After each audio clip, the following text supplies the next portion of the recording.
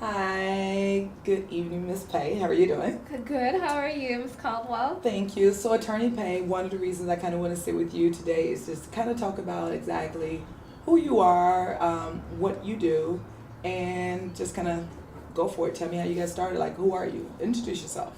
Okay, so I am a transactional attorney here in Chicago. I've been practicing law for 6 years. And I just got started. Like, I always knew I wanted to be a lawyer. I knew I didn't want to be a litigator. So, transactional appealed to me because it's basically contract based. And that's because I like to read and write. So, transactional made sense for me. So, let me ask you this. Not trying to sound illiterate. What's a transactional lawyer? So, a transactional lawyer is. And by the way, I am smart. No. I get it. We just want to break it down for the audience. Right. No, but a transactional lawyer is an attorney that drafts contracts, reviews contracts, does different corporate docs for businesses. Okay. And they can litigate too, but mostly they're focused on the corporate business contract paper side. Okay.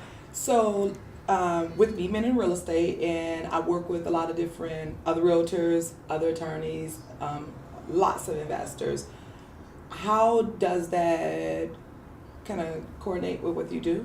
So real estate falls into transactions because real estate deals are mostly contract based. Okay. The buyer signs a purchase agreement to purchase a real estate, and the lawyer negotiates terms. Or, once we review the contract, we make modifications or negotiate additional terms into the purchase agreement. Mm-hmm. And then, there's deeds that need to be completed and different other written documentation. And so that's all falls into the whole transactional attorney realm. Okay. So now you mentioned deeds. Explain deeds to me. Like, I've had a lot of different situations, whereas maybe somebody bought a deed to purchase, do a double closing, or what, like, what's the purpose of the deed? Like, if you're telling somebody what to watch out for, like if they're an investor, if they're trying to flip, what would be really important in regards to that deed?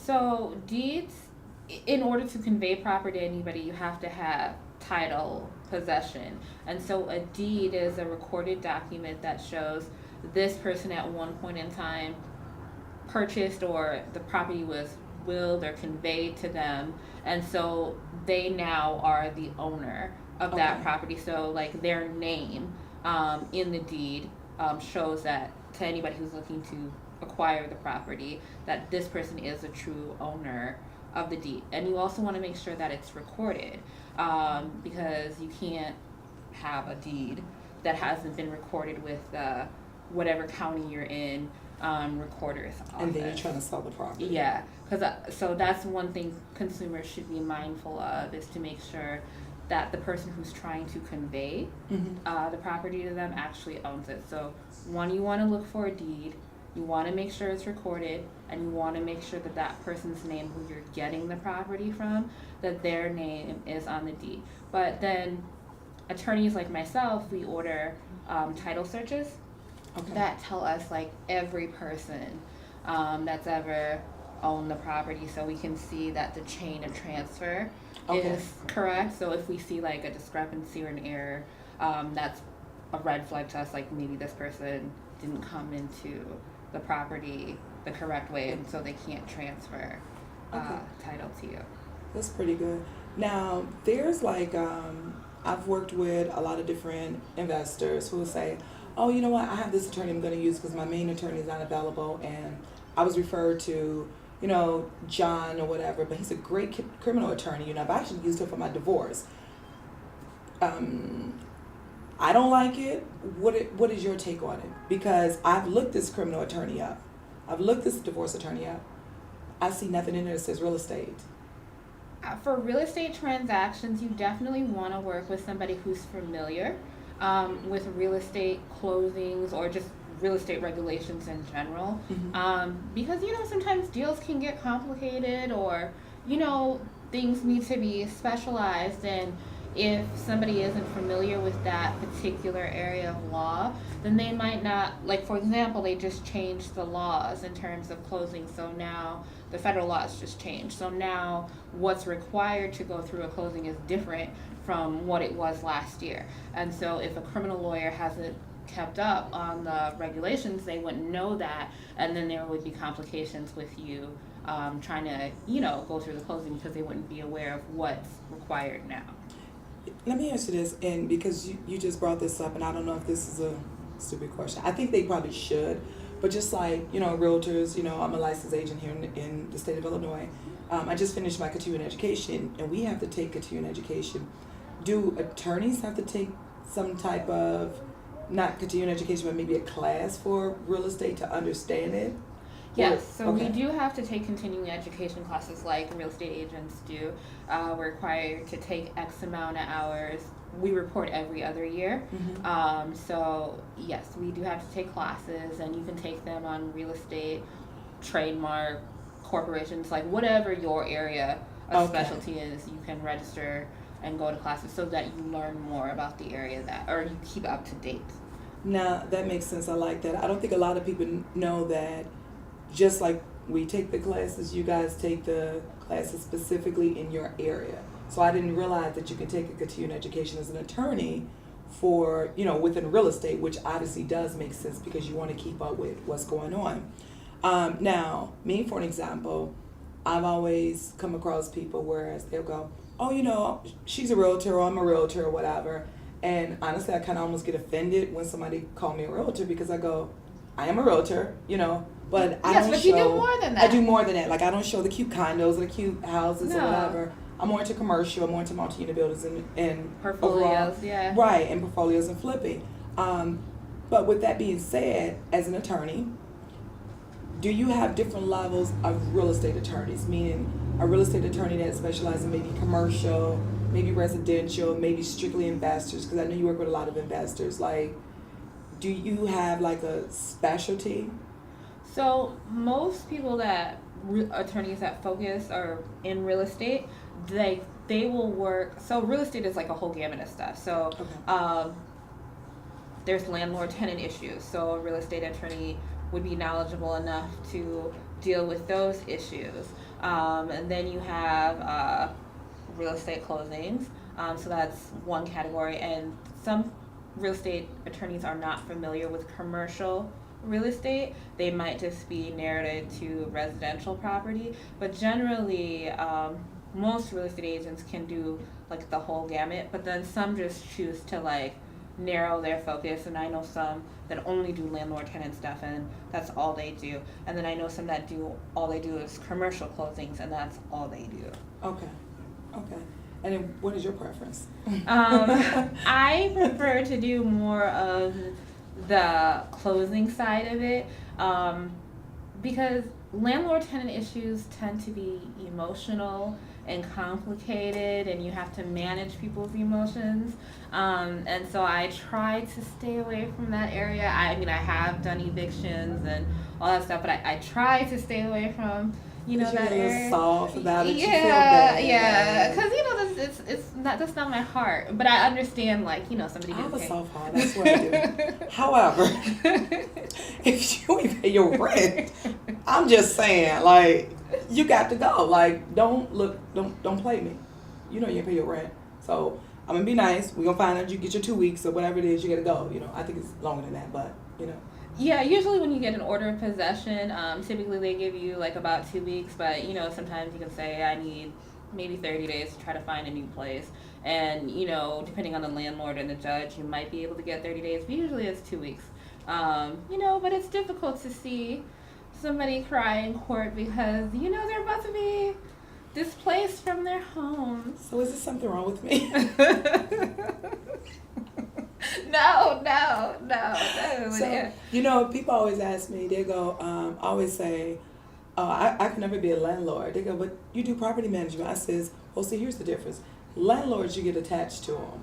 Property management, I don't care. I don't know you. I'm not trying to know you. You need to pay your rent. You don't pay your rent. Deuces, basically. So I get where you're coming from. And I think that's what they always say, stay in your lane of area expertise. Stay in your lane that what makes sense, right? Yes, and like I said, I can do a eviction, but I just know my heart is a little different. So it's just easier for me to, work with the contracts. Let me ask you this. What is your ideal closing?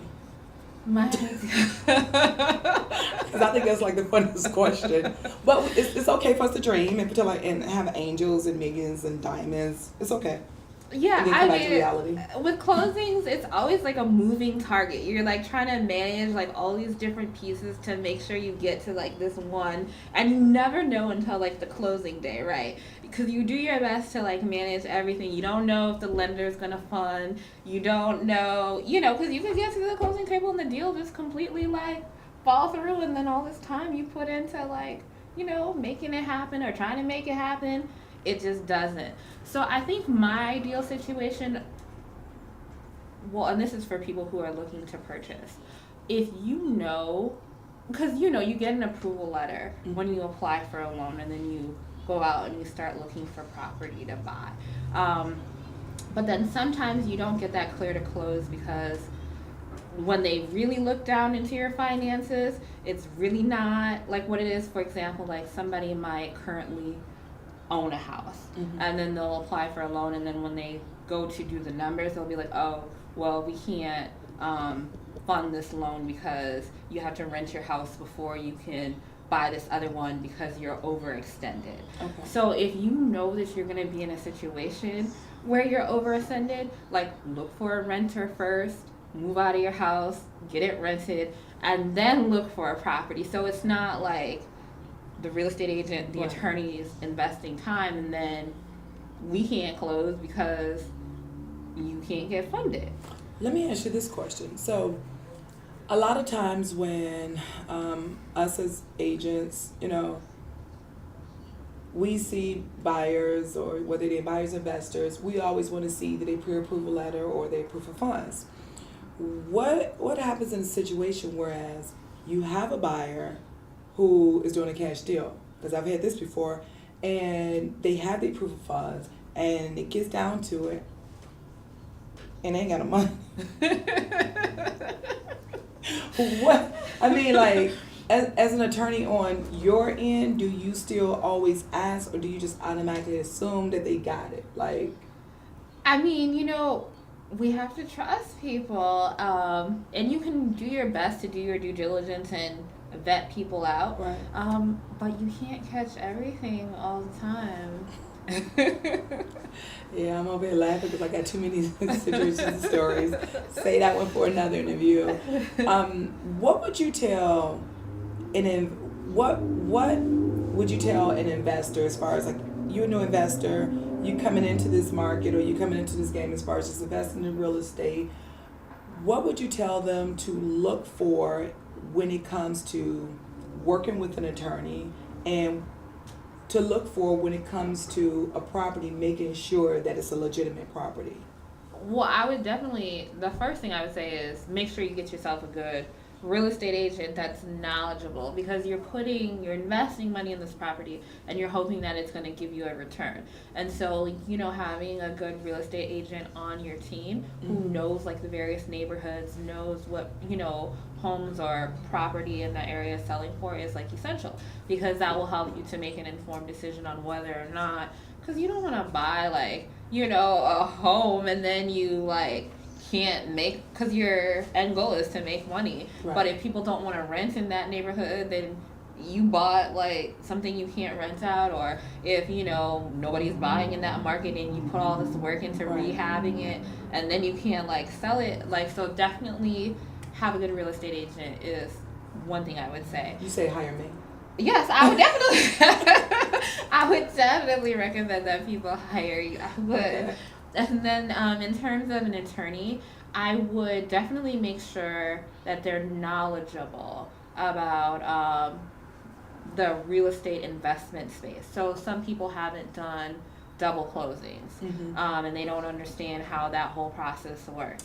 So you want to make sure that if you're an investor and you're looking to do a double closing, that your attorney knows how the process is supposed to work, because you don't want to get to closing and then the title company's like, oh, we can't do that because X, Y, and Z is missing, or, you know, certain things weren't processed the right way, so we don't have a closing here. You know what, that's perfect, because actually I would like to do, you know, maybe next go around actually talk about double closings, because I work with a lot of people that do double closings, my investors, assignments, and all of this stuff. And I would definitely like to do something else separate in regards to that, because a lot of people need to be knowledgeable about it. And as smart as I think I am, I'm not gonna lie, I am not that knowledgeable in it, but I play it real good. I make it sound good. And every day, like you said, there's new tricks and trades, different laws. Every day something is changing and it's constantly advancing. So I definitely want to do, you know, something on that one next. But as far as, like, you know, you said the real estate attorney, you want to make sure that you get one that's very knowledgeable in it. Now, here's my next question. Let's just say you have just a regular buyer, a regular home buyer. What would you say in regards to them? A regular home buyer, I mean, those transactions tend to be a little bit more simplified and streamlined. You know, you just get, I would definitely say you should look for an attorney that pays attention to detail, because you don't want somebody that's going to get your purchase agreement and then there's something in it and you sign it and it's past your attorney review period, Right. and now, okay, oh, well, you didn't really thoroughly review my contract, so now I'm stuck with this provision in the contract that I would have tried to negotiate, like, differently. Like, for example, you know, like a refrigerator, stove, and stuff like that is not typically included in the purchase Right. price. And so if those things aren't checked off, then you're thinking, oh, I saw a refrigerator in the house, I'm going to get a refrigerator. But then when you close and you go, there's no refrigerator, and you're like, what the heck, I thought I was going to get that. And it's because, you know, your attorney didn't thoroughly review the contract to see if you wanted the fixtures, to make sure those boxes were checked off. So for a regular, like, you know, residential closing, I would just say make sure you're ask your lawyer how detail oriented they are. Perfect. Okay. Well, you know, that's basically all that I really have for you. I mean, I think you brought up a lot of different good points of things that I want to talk about, you know, next time. And actually, because of this, I think I want to have, you know, a home inspector, a property inspector on. And reason being is because I've had investors say during their due diligence, they want to have a home inspection. And I'm thinking, why do you want a home inspection? You and I both know. And it's wrong to say, because we can't tell them what to say, but I'm speaking from, not from the real estate realtor standpoint, from a real estate consultant standpoint, because I work with 90% investors. Why are we doing a property inspection? You and I both know that the walls is trash, the wires are burnt black and they outdated and it's out of code. The plumbing probably don't work. No, it don't work because there's a hole in the bathroom because it ain't no sink or no stall. And there's a hole in the roof.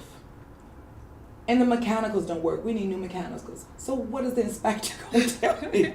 I need new mechanicals? We know that. But you get a better sense of how much money you're going to have to put in to either bring this property up to code or, you know, or to... But that's when you get a contractor. Because it's free. Because the contractor free, he wants to bid for the work. The property inspector, you know, I mean, honestly, They always say for residential closings, yes, you should get an inspection, because I have been in situations where people got an inspection and it was a whole host of issues, and then I had to negotiate some sort of credit from the seller to the buyer so that they could make those repairs after, or the seller agreed to, like, fix it. So for residential people, I would definitely say. And now that I agree with 100%. And sometimes it can be used as a negotiating tool. I'm not telling nobody to do it, but I do it. it can. But yes, definitely residential, definitely first time home buyers, definitely just buyers in general. You know, I'm just not a big fan on it when it comes to the rehab properties that you and I both know you spend $20,000-$30,000 on that. We both know it's probably termite and mold infested. I mean, then you're gonna have to fix anyways. What are we doing? You know, what, we gonna get a termite inspector out here? Really? But anyway, but I just kind of like and that's just really kind of what I wanted to go over with you. You know, just see exactly, you know, what more is it that you do? Because of course, I know you, but I didn't really, you taught me some things, like I really didn't understand what a transactional attorney was. I thought it was some huge fancy word, like maybe a trader's attorney. I don't just know. deal with contracts and businesses. So like I do real estate, and then like I do entertainment, which is just reviewing and negotiating contracts for artists. And then I also do small and mid-sized businesses. So like I know you do a lot of trademarks and you work with magazines. I've seen that. I know that. So.